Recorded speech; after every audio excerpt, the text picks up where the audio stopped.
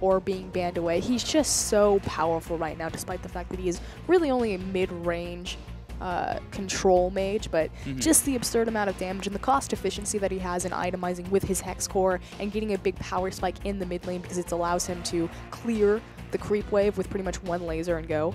Yeah, interestingly enough, Echo being stricken away from Master and Rise is taken away from Dandy. He hasn't shown it that much in the past. It's possible that Hatong has been looking at it.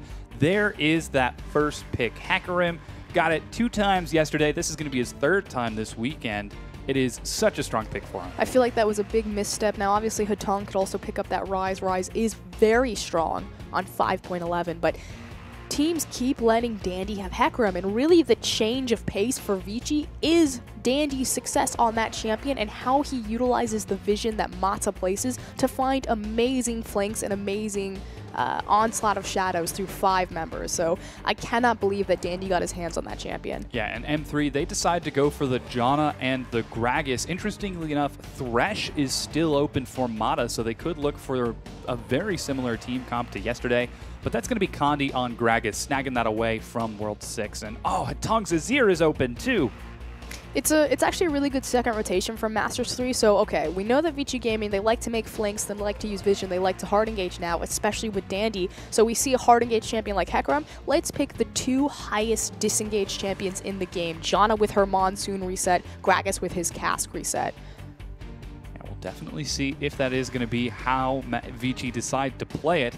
That is how they've typically taken team fights in the past. You can see M3 now looking at those picks. It's SMLZ and Dade. And so far, everyone has been picking rather typically. Dade goes for the Kassadin, and SMLZ returns back to that Caitlyn. This is very standard, exactly what we saw from Master3 really yesterday. So it's about creating disengage, creating zone control for Caitlyn. Again, SMLZ, a big Caitlyn player. So obviously, as soon as the Caitlyn changes came through, he wants to play that champion. He wants to show it off. And then putting Dade on a champion like Kassadin, it's really just about putting him on someone who's self-sufficient. Zed, Fizz, Kassadin, anyone with gap closer that can kind of micromanage themselves. So that way, all of this disengage and the shield can be afforded to Caitlyn.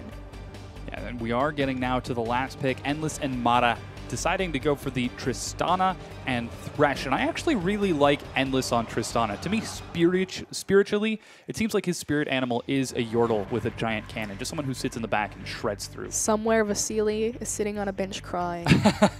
No, but you're absolutely right. Endless looked fantastic. He played it yesterday, jumping forward in very Vasily imp-like fashion. So it definitely fits his pace as we see a last pick Looper taking his rumble to the top lane. But really, a lot of these compositions are kind of doing very similar things. There's more resources on Vici's side given to Endless as far as zone control. You have the Emperor's Divide and the oppressive range of the Azir is going to be there. And you also have great backline dive potential with the Rek'Sai and with the Hecarim. So you still have protection for Tristana with Azir and Trist and Thresh there, but you still have that threat against SMLZ with Dandy on Hecarim, with World 6 on Rek'Sai. Yeah, and on the other side, Masters3 coming into this game with a battle plan. The Hecarim got through. The first thing they picked up was the 2, as you mentioned, highest disengaged champions, Condi on Gragas and Love CD on Janna. So I'm excited to see what M3 bring to this, because it really does seem like they have a battle plan. Long-range Rumble ultimates, long-range Caitlyn auto attacks. I'm a bit curious to see how they're going to play this out. A lot of these teams have excellent siege potential as well. Now, the one thing that I can say about Masters3 in terms of their siege is they do not know how to close a game quickly. Oh, no.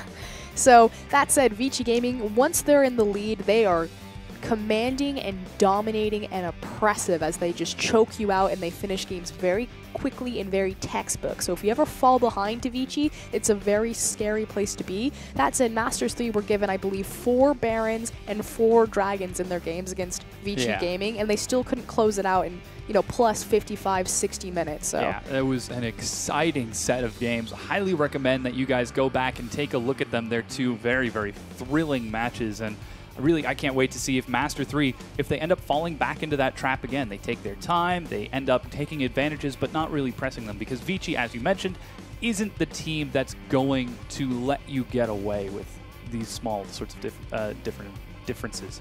Wow, that is a hard word. They're very punishing. They're very efficient and they're very punishing. So now it's really just who's going to step up. Will Dade perform, or is this new Vici squad? I mean, people thought that they were going to be the weakest, obviously making a role swap, but it looks like they're ready to rumble. Yeah, Vici ready to rumble. We're rumbling onto the Rift right now.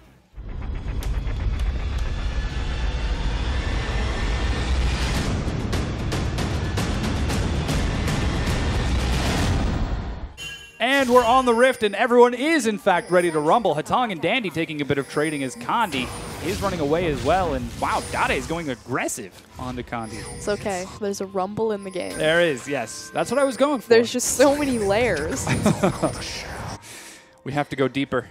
So let's quickly kind of take stock of what's happened. So it looks like we had an invade by Vici Gaming. They're on blue side, where they went and placed their deep wards. Now, obviously, a lot of the times these wards get labeled as lane swap wards. They don't always have to indicate that you're committing a lane swap with it, but it's really just to make sure that everyone gets the matchup that they're looking for. And we do see a lane swap going through, and it is going to be answered as Endless and Mata rotating towards that top lane. Yeah, that's pretty interesting. I imagine that Tristana doesn't have the best time against Caitlyn Janna early on. No one has the best time against Caitlyn and Janna. I mean, obviously, Caitlyn has the longest auto attack range. Tristana will be able to meet that at some point when she's able to scale up and get her range back to her, but it's just so oppressive. But the trick is, anytime a Janna is in a lane, is that you use the shield offensively as opposed to absorbing and eating auto attacks. We see that SMLZ already got the better trade of Endless there, but making sure that you have control of the wave and you're pushing forward, not only to block those death sentence hooks, because obviously if you have more minions in front of you, it's harder to land those skill shots around the creeps, but also so you can continue to use that Janna Eye of the Storm shield offensively and using it to augment your attack damage. We'll definitely see how that lane ends up going. Already we saw Endless at level 1 forced to take the rocket jump and jump away from SMLZ's so painful auto attacks. Now, keeping an eye on the jungler, seems like we do have a double invade. It was Dandy and World 6 going for the double jungle, while Looper and Kandi do something similar. However, World 6, instead of going for the Wraith camp, Raptor camp, went for the red buff first. He could be looking for a gank right away. And he's got really great tunnel and gank angles. Ooh, Mata actually really setting up for it. Yeah, he's trying to bait this out. A huge knockup finds Endless as he jumps in. There's the play. Love CD forced to flash. World 6 decides he's only level 2, can't quite make it in. It was a really big miscommunication. Oh, he flashes! The flash hook finds SMLZ, and SMLZ still has his flash. There's the play. The flash knockup now. Love CD's going low. It's first blood onto Endless. He resets with the rocket jump, jumps now onto SMLZ. Are they going to dive this? They're going under the turret. No, SMLZ gets out. Mata, huge plays right there. He got 3 double plays in the course of that entire trade. Obviously, the last one, the flash double play, but even previous to that, I was talking about how it's a miscommunication. Ooh, Mata. Yeah, I think he's just zoning SMLZ away from this right now. It was a miscommunication when World 6 originally approached the lane just because Mata was only level 1, and I have a feeling he was telling Endless, hit the creep, because during halfway through the initial trade, Mata got level 2, and then as soon as he had it, he waited for his abilities to reset, flash forward, and found that amazing play into the hook. Yeah, and with that, that's going to be first blood for Vici Gaming. We talked about how punishing they would be, how quickly they close out the game if they do have an early advantage, and so far, that's a Tristana who's got that first kill. Now, Kandi looking to get some revenge for his fallen comrade, Hatong and Dade trading it up in the mid lane. Hatong actually gets really aggressive, but Mata's 6th Sense is coming in from the lane. Kandi runs forward. The flash knockup heal is used, and Hatong is just fine. There's another play, a huge play from Vici Gaming. They just read Master3 like a pamphlet. This is how Mata got MVP yesterday. This is how he got MVP at the World Championship. When you think about Mata, the fact that his signature champion, he got Thresh as the skin, you don't think about the crazy mad life plays of, you know, making these absurd lantern tricks and hooks like that. He can hit the skill shots, but it's just how oppressive he is with the threat of Thresh. As now he looks top lane for another gank. Yeah, World 6 coming in from behind too. There's the play. SMLZ is now jumped on. They're trying to burst through his health bar, and they shred through that thing like a laser through cream cheese. Love CD runs to the safety of his turret, but he goes down too. It's 5-0 for Vici Gaming. Mata, 100% kill participation right now. He just ganked his own lane. Yeah. Wow. Exceptional play from Vici Gaming, and Master3, it's 5 minutes in, they're down 3,000 gold. Mata, the shot caller saw on your screen right there, giving out the orders. Oh, wow. Okay, so we talked about how, you know, Janna and Caitlyn, a very scary lane to lane against. Now, typically an answer when Janna was very strong, obviously when she had her global global passive still available to her, a good answer was to pick Thresh, because Janna's very disengaged. You just pick a hard engage. It's about landing that skill shot, punishing her really hard. The trick, and obviously, I mean, Mata's doing that perfectly. It's setting up, you find the CC, you find the flay, you find the hook. But what's really important is the fact that he's getting these double flays on people. Now, a lot of Threshes, they'll try to lead with the hook, then pull in for the flay. It's pretty much a guaranteed hook if you get the flay first. Alrighty, so now we're 6 minutes in. As we mentioned, a 3,000 gold lead for Vici Gaming, and you've got to ask the question. Vici are so far ahead with this early advantage. The big slide finds Dade. He's not level 6 yet, doesn't even have flash, gets a great stun. Here comes Kandi to try to save him. More damage coming across as Dade is brought low, but World 6 cannot find the knockup. And Dade barely gets out alive while Harass continues. That's so much damage. This is just absurd. And they're able to be this far forward because obviously there's a huge gold disadvantage, especially in this 2v2. Oh, Dade, looking for the experience for level 6, finds death at the hands of Hatong instead. Dade, his lane phases, he just got solo killed by Hatong. Yeah. Kind of unfortunate for him. I'll let that speak for itself. Yeah, so, all right. It's 6-0 in favor of Vici Gaming. M3 are down an incredible amount. What can they do to turn this around? How can they try to turn this game back in their favor? They have to stop the bleeding, first and foremost, and then they need to also think about considering moving their, consider moving their bottom lane towards that bot side for dragon control, but World 6 is just going to go out and solo this, and he's able to do that. He's so strong from all the experience he gets from all these kills happening around the map. You can see that first dragon is going over to Vici Gaming, and SMLZ looks like they are going to lose that first turret as well, as Endless and Mata are shoving non-stop, just being some crazy pets. They're both a level up. They're up so much in items. The consumables are being used by Master left and right to keep them close to full health, and they can barely even farm this wave with the 650 range Caitlyn. Losing the first dragon, losing 6 kills, and losing a tower. Endless going aggressive. Yeah, getting nice and aggressive. Takes the Dark Passage for safety and just trading back and forth with SMLZ, knowing he's got the advantage. Technically lost that trade, though. A nice shield to counteract the satchel from Tristana there. Dade finally gets level 6. There goes the Rek'Sai ultimate. And even using the Void Walk to get out of Hatong's poke range. In every lane except for the bottom one, Vici Gaming are being incredibly aggressive, and they've already got some pretty aggressive forward wards too. And again, we talked about how oppressive Vici Gaming's warding is on the back of Mata. So not only does Mata have 100% kill participation, you know, rotating around the map, but while he's making his paths and pathing everywhere, moving around the map, he's placing these forward deep wards alongside World 6, opening up that vision and allowing Vici, again, collecting information, figuring out where people are, and then punishing with that information to the fullest extent.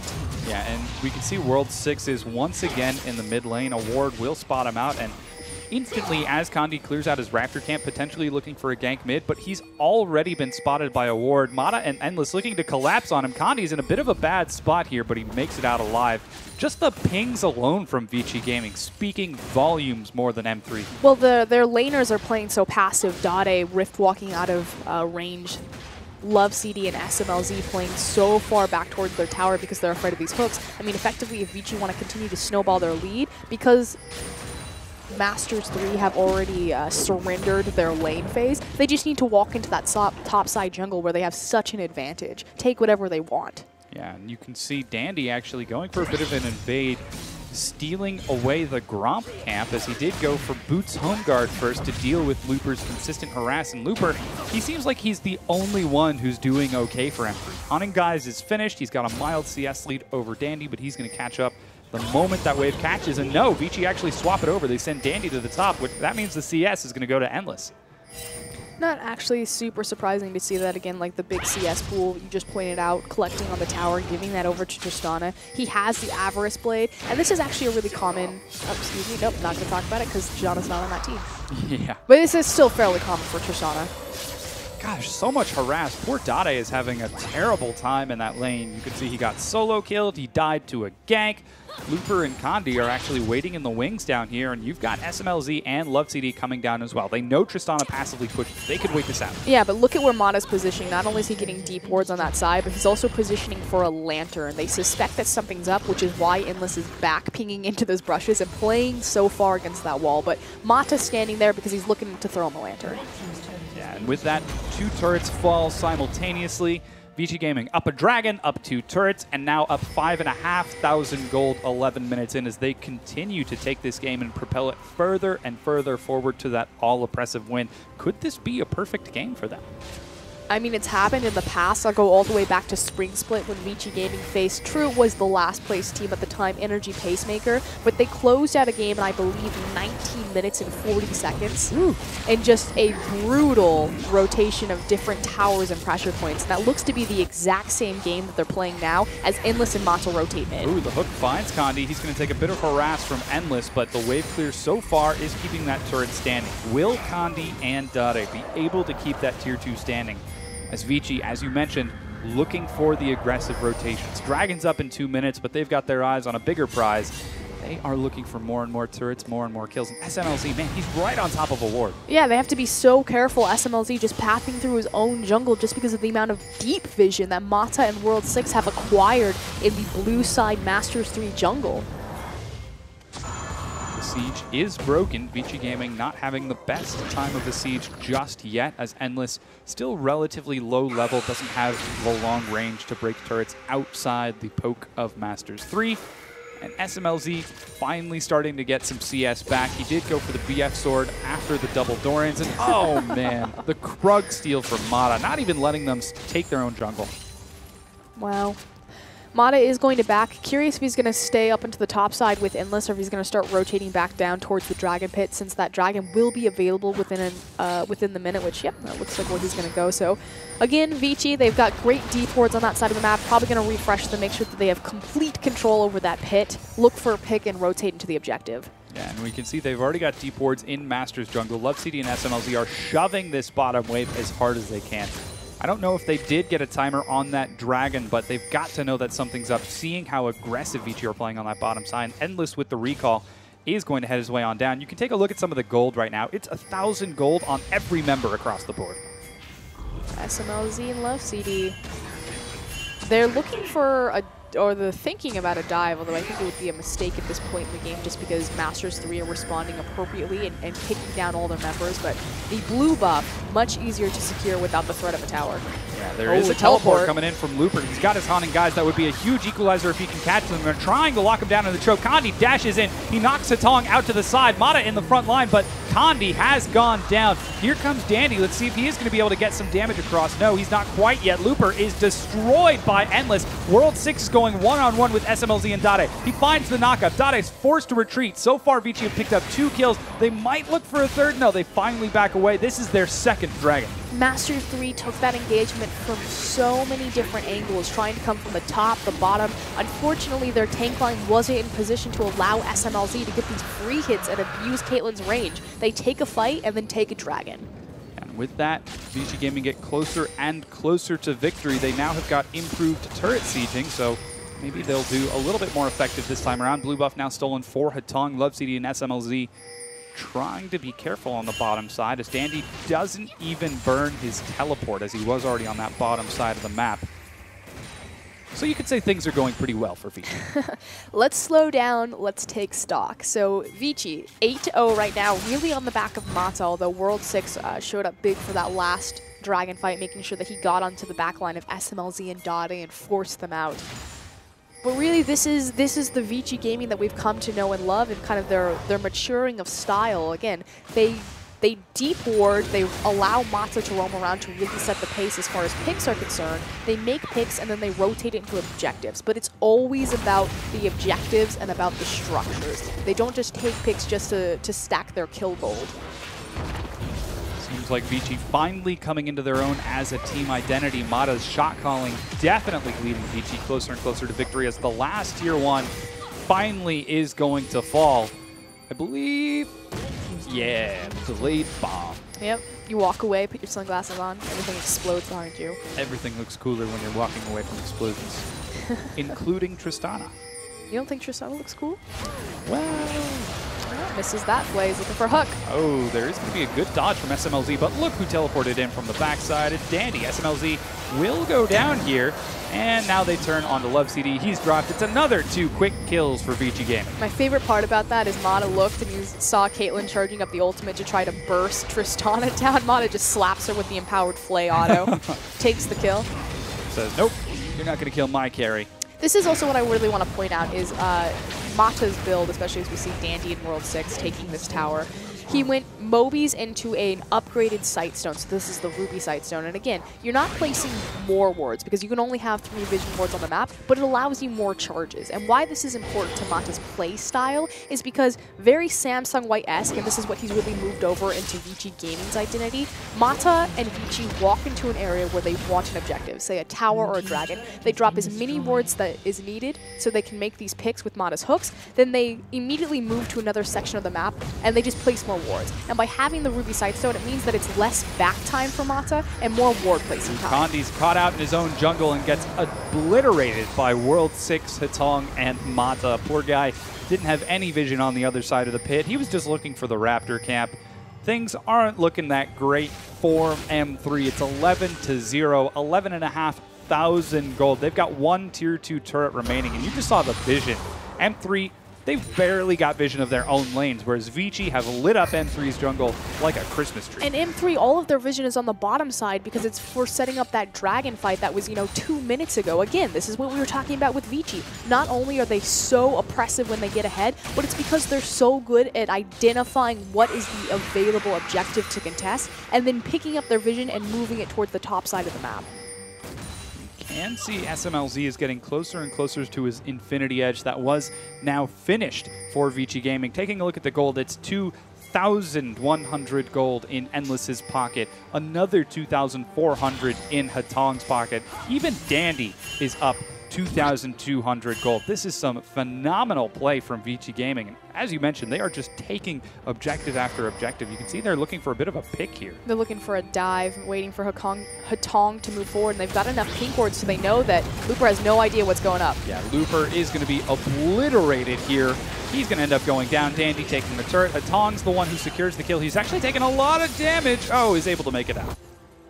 Endless has to be careful, though. In response, Master3 just trying to find something on the map. They were looking on collapsing on that bottom lane. They won't find Endless. Great job again, more wards signaling that he was getting collapsed on, but it should be a tower. Ooh, modifying Zada misses the death sentence, but there's so much damage. Endless is doing some serious work with the early Infinity Edge, and he's actually going to have to jump away here as M3, they go for that bottom tier 1, but at what cost? They're losing the top tier 2. They lost the top tier 2. Now they're losing the top inhibitor. Vici are unstoppable right now. This is going to be a 19-minute inhib tower if they're able to break this. We'll see if Looper can, and yeah, the turret goes down. Hatong shoves that thing so fast, the inhib tower is gone.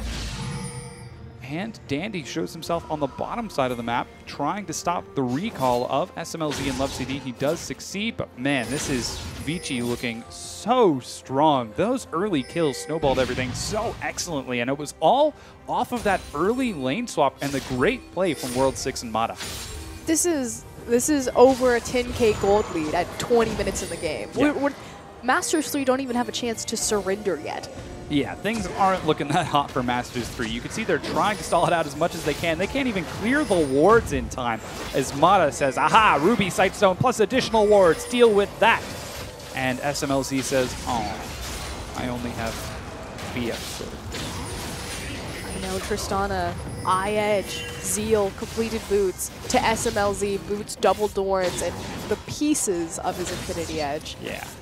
Things aren't looking that great for Masters3. This is disaster for Masters3. We got to start thinking, Masters3, they came into this with a clear battle plan. They banned away Dandy, they banned away Hatong's Victor. They said, all right, what can we do to really sort of deal with Dandy's Hecarim? But it wasn't Dandy's Hecarim that was the problem. Their whole comp was built around disengage and that dive, but it was Endless and Mata who ended up taking off. And the ward doesn't see him. Oh, that's so unfortunate. That's pretty cute. Another free dragon will be going over to Vici, though.